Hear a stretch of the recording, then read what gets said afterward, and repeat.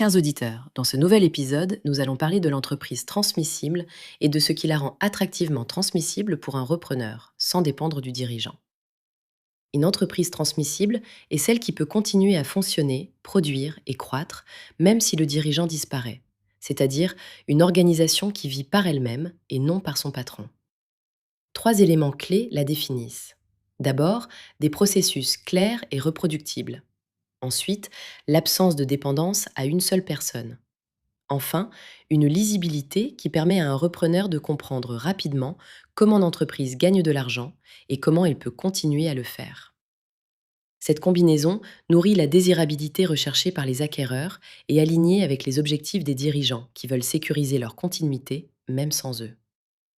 Chez Skel2Sell, nous constatons que des entreprises performantes peuvent être difficiles à transmettre lorsque le dirigeant centralise décisions et connaissances. C'est exactement ce que nous aidons à éviter en travaillant sur trois dimensions: la structure, la lisibilité financière et la stabilité commerciale.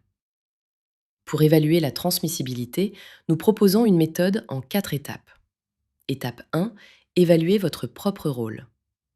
Listez toutes les tâches où vous êtes le seul à intervenir. Si la liste est longue, la transmissibilité est faible et il faut déléguer. Étape 2, examinez la qualité organisationnelle. Si vous disparaissez pendant 3 semaines, l'entreprise tourne-t-elle toujours? Les repères existent-ils? Les procédures sont-elles simples mais structurées? Étape 3, vérifiez la lisibilité financière. Les acquéreurs veulent des chiffres fiables, cohérents et documentés. Des bilans approximatifs ou des écritures mal classées sapent la confiance. Étape 4, analyser la stabilité commerciale.